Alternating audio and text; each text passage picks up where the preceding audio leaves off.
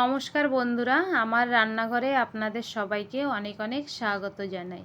বন্ধুরা, আজকে আমি আবার আপনাদের জন্য খুবই স্বাস্থ্যকর সুস্বাদু একটা রেসিপি নিয়ে আসছি।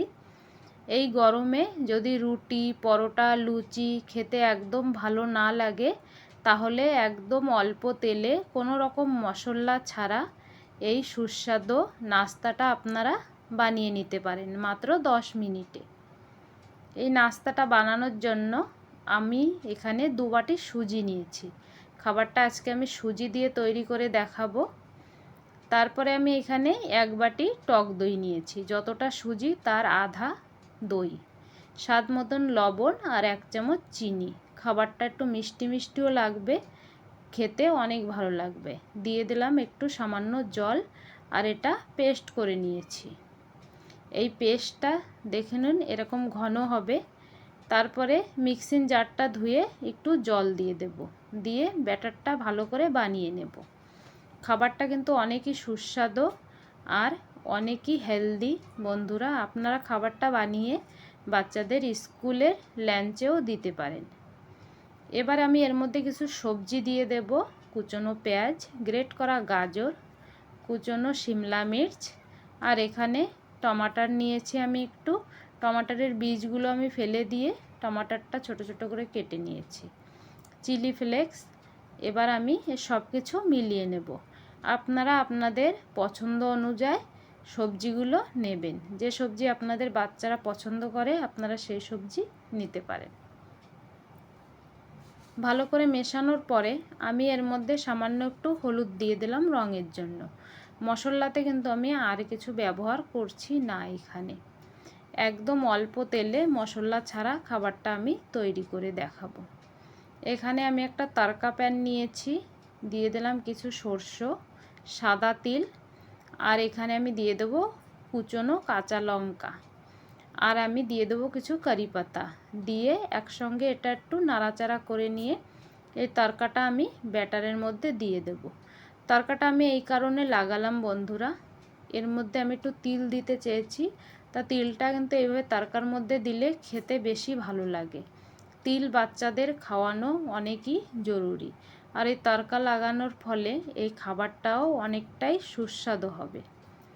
তারপরে এর মধ্যে সামান্য একটু ইনো দেব, দিয়ে একটু জল দিয়ে ব্যাটারটা ভালো করে ইনোটা ভালো করে ব্যাটারের সঙ্গে মিশিয়ে নিতে হবে।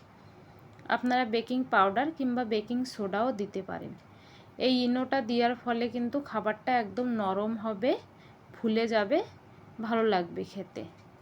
একদম অল্প পরিমাণে দেবেন ইনো, অনেক বেশি দেবেন না বন্ধুরা, তাহলে ইনোর কিন্তু একটা গন্ধ আসে। এখানে একটা কড়াই নিয়েছি আমি খাবারটা বানানোর জন্য। আপনারা প্যানেও বানিয়ে নিতে পারেন, আবার লোহার তাওয়া যেতে রুটি তৈরি হয় ওই তাওয়াতেও কিন্তু বানিয়ে নিতে পারেন। এই খাবারটা কিন্তু তাওয়াতে লেগে যাবে না। তো আমার কাছে এই ধরনের কড়াই ছিল একটা ছোট, আমি ভাবলাম এই গোলটা শেপটা ভালো আসবে খাবারের, এই কারণে আমি কড়াইতে বানাচ্ছি। আর 1 চামচ তেল ভালো করে কড়াইতে লাগিয়ে নিয়ে 2 চামচ করে ব্যাটার দিয়ে গ্যাসের ফ্লেমটা একদম লোতে রেখে আমি 5 মিনিটের জন্য ঢাকা দিয়ে রেখেছিলাম। উপরটা দেখুন ড্রাই হয়ে গিয়েছে। এবার আমি চারিপাশ থেকে অল্প একটু তেল দিয়ে, উপরে একটু তেল দিয়ে তেলটা ভালো করে খাবারের সঙ্গে এইভাবে লাগিয়ে নেব। তারপরে আমি এটা পাল্টে দেব। পাল্টে আমি আবার 2 থেকে 3 মিনিটের জন্য ঢাকা দিয়ে রেখে দেব, কারণ খাবারটা ভিতর থেকে কাঁচা দেখলেই বোঝা যাচ্ছে। এই জন্য আমি এইভাবে আবার এই লো ফ্লেমে 2 থেকে 3 মিনিটের জন্য ঢাকা দিয়ে রেখে দেব। বন্ধুরা, ভিডিওটি যদি ভালো লেগে থাকে ভিডিওটিকে লাইক করবেন, কমেন্ট করে জানাবেন রেসিপিটা কেমন হয়েছে। আপনাদের কমেন্ট কিন্তু অনেক ভালো লাগে পড়তে। আর এখানে দেখুন খাবারটা আমাদের একদম তৈরি। এইভাবে একটু উল্টে পাল্টে ভালো করে লাল লাল করে ভেজে নিয়ে খাবারগুলো আমি তুলে নেব। তো এখানে আমি 2 বাটি সুজিতে আমার কিন্তু 3 থেকে 4টে খাবার তৈরি হয়েছে। এখানে আমি দুটোই আগে তৈরি করে দেখিয়ে দিচ্ছি। খাবারটা দেখুন কত সুন্দর সুস্বাদু, দেখলেই খাওয়ার ইচ্ছা হচ্ছে। ভিতরটা অনেক নরম যে কোনো চাটনি সস দিয়ে আপনারা সার্ভ করতে পারেন। সকাল বিকাল যখনই বাচ্চাদের খিদে লাগবে আপনারা ঝটপট বানিয়ে দিতে পারেন।